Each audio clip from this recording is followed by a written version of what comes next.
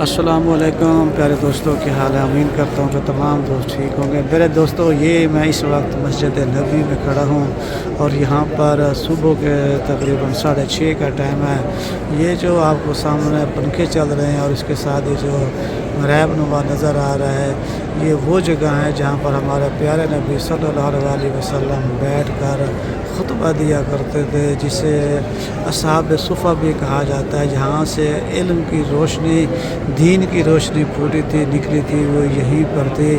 اور یہ اسی کے ساتھ یہ جہاں پر تاریں نظر آ رہی ہیں، تو یہاں پر وہ ہوتا تھا جس کے ساتھ وہ ٹیک لگا کر بیٹھ کر خطبہ دیتے تھے، تو وہ جب ممبر صلی اللہ علیہ وسلم یہاں پر تشریف لے گئے تو یہ زور و قطار رونے لگ گیا، تو اللہ تبارک و تعالیٰ نے اسی کو جنت میں اٹھا لیا اور قیامت والے دن اسے بھی جنت میں داخل فرمائے گا۔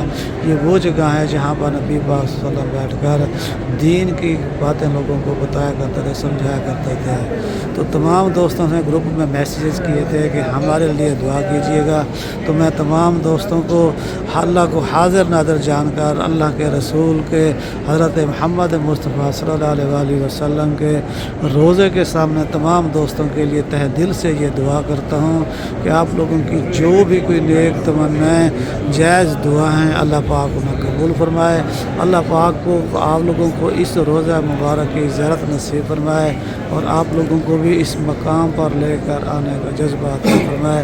تو پیارے دوستو، یہ جو آپ دیکھ رہے ہیں وہ ممبر سے لے کر یہ جو جگہ ہے، اس جگہ کو ریاض الجنہ کہتے ہیں، اور حدیث کا مفہوم ہے کہ اس جگہ کو ریاض الجنہ اس لیے کہتے ہیں کہ یہ ایک جنت کا ٹکڑا ہے، اور جس نے یہاں پر نماز پڑھ لی تو اسے یہی سمجھے کہ اس نے جنت میں نماز پڑھ لی۔ اب یہ جو ہیں، یہ آپ کو اب جس آگے جو اب یہ نظر آ رہا ہے، یہ جو جالیاں نظر آ رہی ہیں، یہ ریاض الجنہ کے اندر والی سائڈ ہے، اور اسی سائڈ کی طرف نبی پاک صلی اللہ علیہ وسلم کا رخ مبارک ہے۔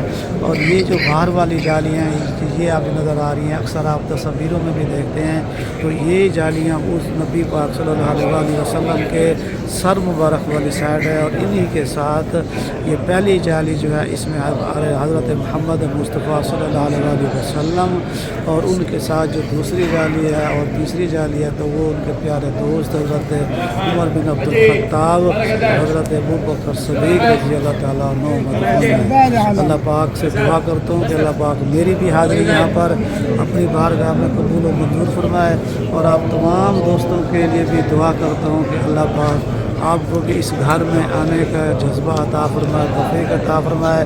جذبہ اور توفیق کیا عطا فرمائے؟ یہ اللہ کے گھر کی طرف سے جب منظوری ہوتی ہے تو پھر ہی انسان اس گھر تک آنے کا سفر اختیار کرتا ہے۔ نہ اس میں پیسے کی بات ہے، نہ اس میں بڑے لوگوں کی بات ہے، نہ غریبوں کی بات ہے۔ یہ اللہ کے گھر کی جب منظوری ہوتی ہے، نبی پاک صلی اللہ علیہ وسلم لوگ بلاتے ہیں تو یہاں پر وہیں لوگ حاضر ہوتے ہیں، اور یہ ہمارے نبی پاک صلی اللہ علیہ وسلم کے روزہ مبارک کی یہ جو جالی ہے، اور یہ اسی کے بیک پہ نبی پاک صلی اللہ علیہ وسلم مدفون ہے اور ان کے مزار مبارک ہے۔ اللہ پاک آپ دوستوں کو یہاں پر بار بار آنے کا جذبہ عطا فرمائے۔ یقین کریں، میں نے سوچا بھی نہیں تھا کہ اللہ پاک مجھے اس گھر میں بلائے گا اور یہاں تک لے کر آئے گا۔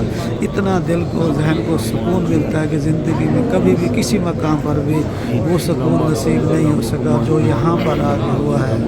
اللہ تبارک و تعالیٰ آپ کے لیے بھی آسانیاں فرمائے۔ اور یہ جو ہے، یہ بابر عمر بن خطاب بھی اسے کہہ سکتے ہیں، اور حضرت ابوبکر بن صدیق بھی کہہ سکتے ہیں۔ تو یہاں پر آ کر یہ جو ہم لوگ درود پاک پڑھتے ہیں، الصلاۃ والسلام علیک یا رسول اللہ، الصلاۃ والسلام علیک یا نبی اللہ، الصلاۃ والسلام علیک یا خاتم النبیین، الصلاۃ والسلام علیک یا محمد رسول اللہ، الصلاۃ والسلام علیک یا رسول اللہ، الصلاۃ والسلام علیک یا محمد رسول اللہ۔ یہ سلام یہاں پر دینے کا جتنا مزہ آتا ہے اور سرور آتا ہے وہ کسی اور جگہ نہیں آتا۔ اور یہاں پر حضرت انہیں بھی کہتا ہے الصلاۃ والسلام علیک یا عمر بن خطاب رضی اللہ تعالیٰ عنہ، الصلاۃ والسلام علیک یا ابوبکر صدیق رضی اللہ تعالیٰ عنہ۔ جزاک اللہ۔ دعاؤں میں تمام دوست مجھے بھی یاد رکھیے گا۔